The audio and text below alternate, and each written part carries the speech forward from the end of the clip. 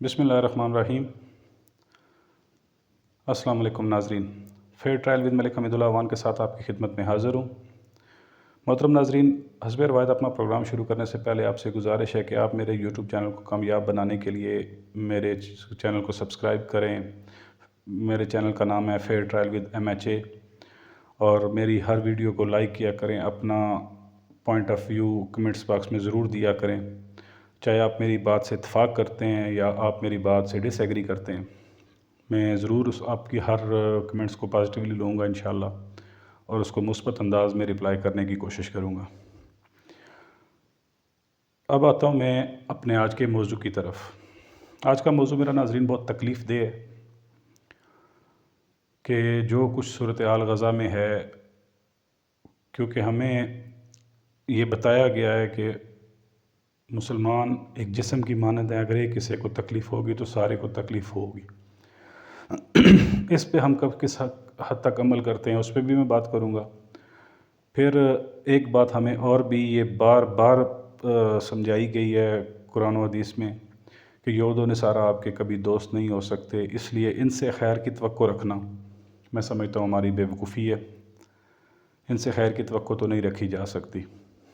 ہاں، ساتھ ہمیں یہ ضرور کہا گیا ہے کہ ان سے آپ مقابلے کے لیے تیار رہیں، تو وہ تو ہم کس کیپیسٹی میں ہیں اس پہ بھی میں بات کروں گا کہ ان سے مقابلے کی کیپیسٹی میں ہم لوگ ہیں یا نہیں ہیں۔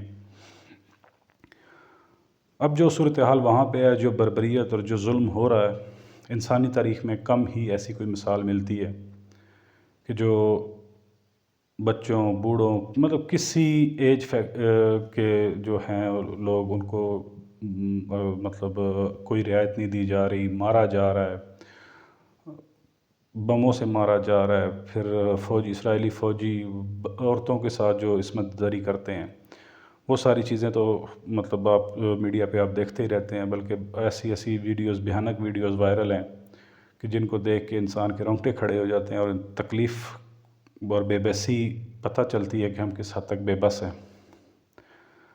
دنیا پوری کی طرف سے تو ایک بڑا خوبصورت جو چیز دیکھنے میں آئی ہے وہ ہے کہ تقریباً جس کو ہم مہذب دنیا اس ٹائم کہتے ہیں، حالانکہ مہذب ہمیں ہونا چاہیے تھا، لیکن بدقسمتی سے ہم مطلب وہ اپنا مقام کھو چکے ہیں۔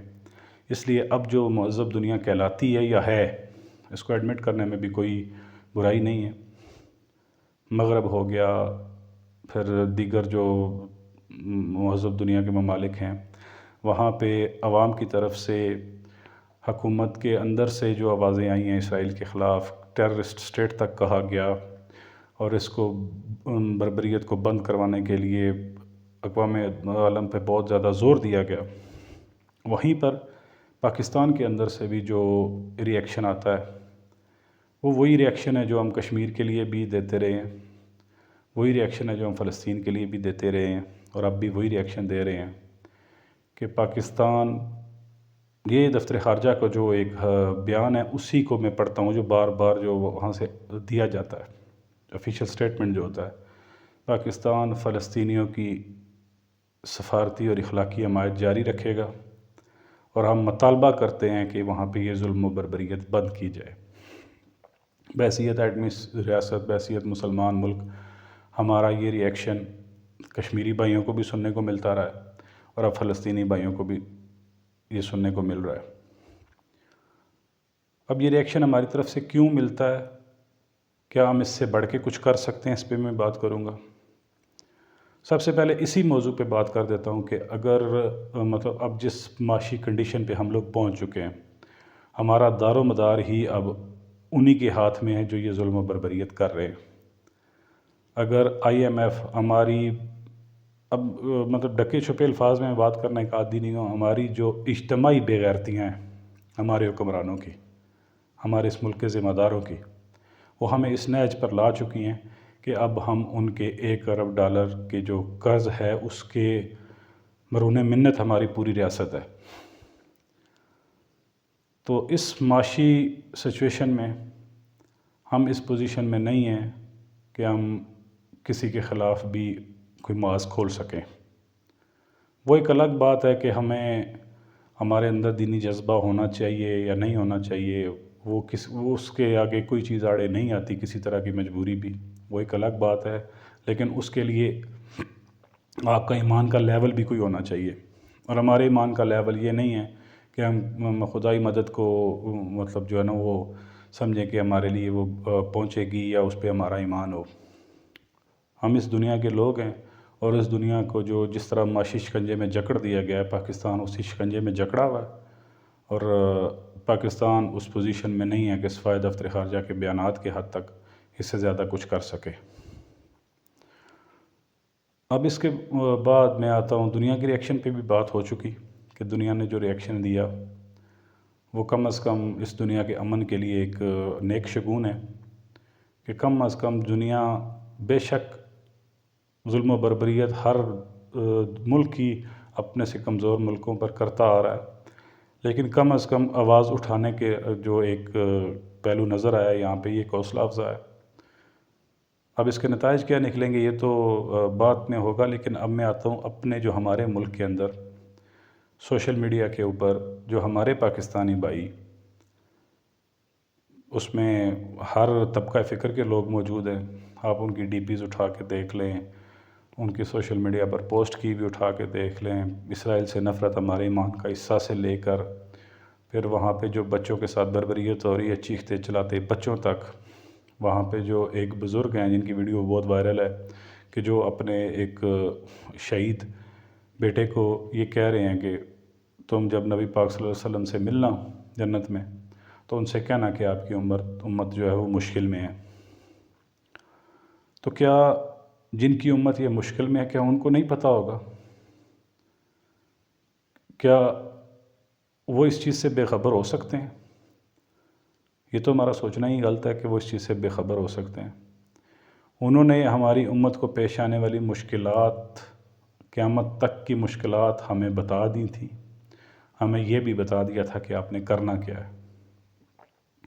بہرحال وہ چلیں، ایک ویڈیو وائرل ہے جس کو دیکھ کے لوگ جذباتی ہوتے ہیں، آنسوؤں کی جو آگے سے کمنٹ کرتے ہیں، دعا اللہ پاک سے دعا کرتے ہیں کہ یا اللہ پاک ان مسلمانوں فلسطینی بھائیوں کی مدد فرما۔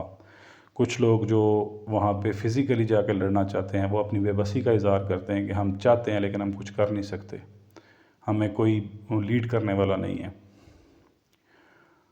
تو ایسی ساری جو سوشل میڈیا پہ ہمارے پاکستانی بھائیوں کی طرف سے پوسٹیں ہیں، ان کے متعلق میں جو اسپیشلی آج کا ویلاگ ہے وہ میں اپنے جو ہمارے پاکستانی بھائی ہیں اس میں ہر ایج کے، ہر مطلب وہ کیا کہتے ہیں جینڈر کے لوگ شامل ہیں، عورتیں بھی ہیں، بچے بھی ہیں، بوڑھے بھی ہیں، جوان بھی ہیں، کنڈیم کرنے کے حد تک تو سوشل میڈیا پہ جو ہماری طرف سے فائرنگ ہے اس میں ہم نے کسر کوئی نہیں چھوڑی ہوئی۔ لیکن کیا بحیثیت پاکستانی ہمیں کسی کے ظلم کو کنڈیم اور کسی مظلوم کی حمایت کرنے کا حق حاصل ہے؟ میں اس پہ یہ بات کرنا چاہتا ہوں۔ وہاں پہ بلکتے بچے تو ہم بڑے شوق سے سوشل میڈیا پر شیئر کر رہے ہیں، ٹھیک ہے، کرنا چاہیے، ظلم کے خلاف آواز اٹھانی چاہیے، لیکن کیا اس ملک کے اندر جہاں پہ ہم رہ رہے ہیں ہمارے بچے ظلم و بربریت کا شکار نہیں ہیں؟ کیا اس منافع خور کی بربریت کا شکار نہیں ہیں کہ جو اپنے چند ٹکوں کے فائدے کے لیے ہمارے بچوں کے دودھ میں زہر ملا رہا ہے، ہمارے بچوں کو جعلی میڈیسن بنا کے دے رہا ہے، ہمارے بچوں کی جو یہ روزمرہ کے بچے جو شوق سے کھاتے ہیں لیز، یہ چپس، یہ وہ اس طرح کی چیزیں، کیا ان کا معیار اس قابل ہے کہ بچے ہمارے کھا سکیں؟ جو گند ہے ہمارے بچوں کو کھلا رہے ہیں لوگ اپنے پیسے کے، اپنے مفادات کی خاطر، گندے تیل، گندے مسالے، گندی سے گندی آئٹمز۔ پھر جو ہمارے بچوں کو گرمیوں میں بڑی شوق سے ایک آئس کریم کھلائی جاتی ہے، گلی محلوں میں سائرن بجاتے ہوئے آتے ہیں، کیا وہ اس معیار پہ پوری اترتی ہے کہ وہ بچوں کی صحت کے لیے ٹھیک ہو؟ وہ بچوں کی زندگیوں سے کھیل نہیں رہے؟ کیا اس ملک کے اندر بچوں کے اعضاء بیچنے کا دھندا نہیں چلتا رہا؟ اب بھی شاید کہیں چلتا ہو۔ کیا ایسے گروہ نہیں پکڑے گئے؟ کیا ایسے گروہ اس ملک میں موجود نہیں ہیں کہ جو بچوں کو اغوا کر کے ان سے بھیک منگواتے ہیں؟ بچوں کو بیچا جاتا ہے یہاں پہ، اسپتالوں سے بچے چینج کر کے لوگوں کو بیچ دیا جاتا ہے۔ کس کس ظلم کا ذکر کریں؟ ہم جس ملک میں رہ رہے ہیں، جس کا جتنا بس چلتا ہے وہ اپنے حصے کا ظلم کر رہا ہے۔ کیا ہمارے ملک کے اندر جو جاگیردار ہے یا جو وڈیرا ہے یا جو بڑا ہے، جس کی ہر فورم تک رسائی بھی ہے اور جس کے پاس مال و دولت کے بھی انبار ہیں، کیا اس وڈیرا شاہی کا 90% غریبوں، ہاریوں کی، عورتوں کی عصمت دری میں نہیں شامل؟ کیا اس ملک کے اندر بیواؤں، یتیموں، مسکینوں کی زمینوں پر قبضے نہیں ہوتے؟ کیا اس ملک کے اندر اپنی کل پونجی لے کر بینک سے پینشن کی مد میں اپنا سارا پیسہ لے کر نکلنے والے بندے کو پیشانی پہ گن رکھ کے اس کی 60 سال کی محنت لوٹ نہیں لی جاتی؟ ہمارا جو تاجر طبقہ ہے، کیا وہ ملاوٹ کر کے انسانی زندگیوں سے نہیں کھیل رہا؟ مرچوں کے اندر اینٹوں کی ملاوٹ، چینی کے اندر کھادوں کی ملاوٹ، کس طرح کا یہاں پہ ظلم و بربریت ہو رہا ہے۔ حرام جانور تک یہاں پہ بکتے ہیں۔ پھر زمینوں کے قبضوں کا ذکر میں آپ سے پہلے کر چکا ہوں، لیکن اس کی تھوڑی سی تفصیل آپ سے بتانا چاہتا ہوں کہ ہر شہر، ہر گلی، ہر محلے میں اپنی زمینیں لٹانے والے چیخ چیخ کے فریادیں لگا رہے ہیں، کوئی ان کی فریاد سننے والا نہیں ہے۔ ایک مچھر مرا، ایک انسان مرا اس ملک میں برابر ہے۔ کیا ہر تحصیل میں روزانہ کی بنیاد پہ 1، 2، 3، 4 قتل نہیں ہوتے؟ ان کی وجہ کیا ہے؟ یہی زمینوں کی لڑائیاں، یہی عزتوں کے رولے۔ پھر ایک طبقہ ہمارے اندر ہے جو بہت بڑی تعداد میں موجود ہے، ان کے ظلم و بربریت سے تو جانور تک محفوظ نہیں ہیں۔ کیا اس ملک کے اندر بلکتے، بھوک سے تڑپتے بچے جو آپ کو ہر شہر، ہر گلی، ہر گاؤں میں ملتے ہیں، ہر محلے میں ملتے ہیں، لیکن یہاں پہ جانوروں کو گوشت اور گھی اور دودھ اور پتہ نہیں کیا کیا کھلا کے کتوں کو لوگ لڑائیوں سے مزے نہیں لیتے؟ اب وہ کتا یا وہ جانور اپنی تکلیف تو نہیں بتا سکتا، کیا ان کو آپس میں لڑتے ہیں یا 1، 2، 2 انچ کے دانت ایک دوسرے کے اندر وہ جب جاتے ہیں تو کیا تکلیف نہیں ہوتی؟ اس ظلم کا جواب دہ کون ہے؟ کیا وہ ظلم میں نہیں آتا؟ ایک مرغا، ایک تیتر، ایک بٹیر، ننھے سے پرندے ہیں، ان کے اوپر 2، 2، 3، 3 انچ کے، 4، 4، 5، 5 انچ کے کیل لگا کے دوسرے پرندوں کی آنکھیں تک نکل جاتی ہیں، گردن پہ پھرتے ہیں، تڑفتے ہیں، کئی تو وہیں پہ لڑائی کے دوران موقع پہ ہی اپنی جان گنوا دیتے ہیں۔ اور یہ ہمارے اس ملک کا جو اسلام کا بہت بڑا جو دائی بنے ہوئے آپ سوشل میڈیا پہ، وہ مزے لیتے ہیں۔ پھر جب یہ سارا گنونا کھیل ختم ہوتا ہے، اس کے بعد پھر محفلیں سجا کے یہ ذکر کیا جاتا ہے کہ میرے مرغے نے، بلکہ میں انہی کی زبان میں بات کرتا ہوں، میرے ککڑ نے، میرے تتر نے یا میرے بٹیرے نے اس دے تتر ککڑ بٹیرے دیاں اکھاں کٹ دیتیاں۔ کچھ خدا کا خوف کرو۔ تم کس طرح کمنٹ کر سکتے ہو کسی کی بربریت پہ، یا کسی مظلوم کے حق میں آپ کس طرح بات کر سکتے ہو؟ کیا ہماری اتنی اوقات ہے کہ ہم کسی پہ بات کر سکیں؟ ابھی کل ایک فیصل آباد میں نوجوان ایک بندے کے چند منٹ کے چسکے کے لیے، جو اس نے پتنگ بازی کی وجہ سے چسکا لوٹنا تھا، ایک نوجوان کی زندگی چلی گئی۔ ایسے کئی سینکڑوں نوجوان اس جان کی بازی ہار چکے ہیں صرف اس ایک مزے سے کہ ہمیں پتنگ بازی کر کے مزہ آتا ہے۔ کس کا طرح کون سا ظلم ہے جو میں یہاں پہ بیان کروں؟ لاکھوں کروڑوں لوگ ایسے ہیں جن کی زمینیں لوٹ کے لوگ کھا گئے اور وہ اب سڑکوں پہ ہیں، لوگوں کے گھروں میں رہ رہے ہیں جو ٹھیک ٹھاک صاحب جائیداد لوگ تھے، لیکن ان کی کوئی سننے والا نہیں ہے۔ آباء و اجداد دنیا سے چلے گئے اور قبضہ کرنے والوں نے زمینوں پہ قبضے کر لیے۔ کیا کسی کو نظر نہیں آتا یہ سب کچھ؟ کس کس ظلم کا اس ملک میں ذکر کروں میں؟ یہاں پہ مدارس کے اندر بچوں کے ساتھ کیا کچھ نہیں ہوتا. پھر آ جائیں آپ اسکول تعلیم کے نام پہ اس ملک کے اندر کون سا کتنا بڑا وسیع کاروبار اس ملک میں بن چکا ہے. صرف اس ملک میں پیسہ ہی سب کچھ رہ گیا ہے، باقی کچھ نہیں بچا. جس پہ بس چل رہا ہے، تاجر کا لوگوں کی زندگیوں میں زہر گھولنے، خوراک کے ذریعے زہر گھولنے پہ بس چل رہا ہے، وہ خوراک میں زہر گھول رہا ہے. ایک دودھ والے کا دودھ میں زہر گھولنے پہ بس چل رہا ہے، تو وہ اپنا بس پورا استعمال کر کے زہر پلا رہا ہے لوگوں کے بچوں کو. اس ملک میں آئس کریم بیچنے والا، اس کا آئس کریم کے اندر گند ملاوٹ شامل کر کے اپنا پیسہ بنانے پہ بس چل رہا ہے، وہ اپنا بس پورا استعمال کر رہا ہے. اس ملک کا جو وڈیرا ہے یا جو جاگیردار ہے، اس کا لوگوں کی زمینیں اور لوگوں کی عصمتیں لوٹنے پہ بس چل رہا ہے، تو وہ اپنا پورا زور اس پہ لگا رہا ہے. اس ملک کا ڈاکٹر ایک مافیا بن چکا ہے، اس کا جعلی ادویات، غیر معیاری ادویات لوگوں کو لگا کر کمیشن بنانے پہ بس چل رہا ہے، وہ اپنا پورا زور اس پہ لگا رہا ہے. اس ملک کے حکمرانوں کو منصوبوں کے اندر سے کمیشن بنانے پہ زور لگ رہا ہے، وہ لگا رہے ہیں.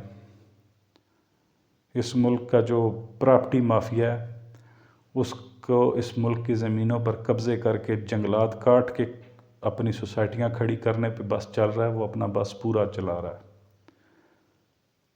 اور یقین جانیے کہ اس ملک کے اندر یہ جو ظلم کرنے والے ہیں، اگر ان کا فلسطین جیسی کسی ریاست کو کچلنے پہ کچھ مالی فائدہ، کچھ انا کی تسکین، جیسے مرغے اور کتے اور بٹیرے لڑانے والوں کو انا کی تسکین پہنچتی ہے، اصل تو اس میں سے کچھ نہیں ہوتا.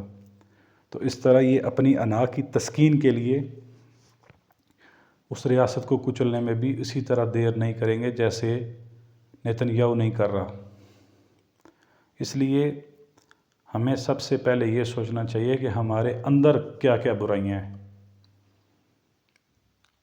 ہم مظلومیت کا رونا بعد میں روئیں، پہلے اپنے اندر سے ظلم کی جو عادت ہے اس کو ختم کریں. جب آپ ظلم کرنا چھوڑ دیں گے تو پھر خدائی مدد بھی آپ تک پہنچتی ہے. اس لیے میں آپ کے ساتھ اس بات پہ تو متفق ہوں کہ فلسطین میں بہت مظالم ہو رہے ہیں، لیکن اور آپ کے ساتھ دعا گو بھی ہوں کہ اللہ کریم ان کی مدد فرمائے، غیب سے ان کی مدد فرمائے، جیسے وہ پہلے والوں پہ فرماتا تھا کہ 313 کے لشکر ہزاروں لاکھوں کے مقابلے میں بھاری پڑ جایا کرتے تھے. لیکن ان کی مثالیں دینے سے پہلے یا یہ دعا کرنے سے پہلے ہمیں یہ بھی سوچنا چاہیے کہ 313 کا ایمان کیا تھا اور ہمارا کیا ہے. ہم کتے، مرغے، تیتر اور بٹیر لڑا کے مزے لینے والے لوگ ہیں. تو پھر وہ انسانوں کو قتل کر کے انسانیوں کو نہیں، مسلمانوں کو قتل کر کے مزے لوٹنے والے ہیں. تو ہمیں تکلیف پھر کیوں ہو رہی ہے؟ ان کا بس ادھر چلتا ہے، ہمارا ان جانوروں پہ چلتا ہے. ہمارا یتیموں مسکینوں کی زمینوں پہ قبضے کرنے پہ بس چلتا ہے. ہم اپنا وہ زور پورا استعمال کر رہے ہیں. تو خدا را اپنے ملک کے اندر جہاں جہاں جو ظلم ہو رہا ہے اس کو بے نقاب کریں. اپنے سوشل میڈیا کے اپنے محلے میں کوئی ظلم دیکھیں اس کو بے نقاب کریں. جب کسی ظالم کو آپ بے نقاب کریں گے، اس کے لیے آپ یہ انتظار مت کریں کہ کوئی میڈیا والا یا کوئی ادارہ اٹھے گا. جب آپ ظلم کے خلاف نئی آواز اٹھائیں گے تو پھر ظالم اپنا راستہ بنا لیتا ہے اپنے بچاؤ کا. ہمیں اپنے اندر سے یہ ظلم و بربریت ختم کرنی پڑے گی، تو انشاءاللہ ہمیں اللہ کی مدد و نصرت بھی پہنچے گی، اور ہم اس قابل بھی ہو جائیں گے کہ ہمارے اوپر کوئی میلی آنکھ سے نہ دیکھے. اللہ کے غضب کو للکار کے تو پھر اللہ سے ہی مدد کی امید رکھنا، میرا خیال ہے یہ بیوقوفوں کا کام ہے. عقل مند لوگ جو ہے نا پہلے اپنی اصلاح کرتے ہیں، پھر مدد کی امید رکھتے ہیں. اجازت چاہتا ہوں اس دعا کے ساتھ کہ یا اللہ پاک جہاں جہاں دنیا میں جس پہ ظلم ہو رہا ہے، اللہ کریم اس کی مدد فرما، اور جو ظالم ہے اس کو ہدایت دے تاکہ یہ دنیا امن کا گہوارہ بنی رہے۔ اللہ حافظ دوستو۔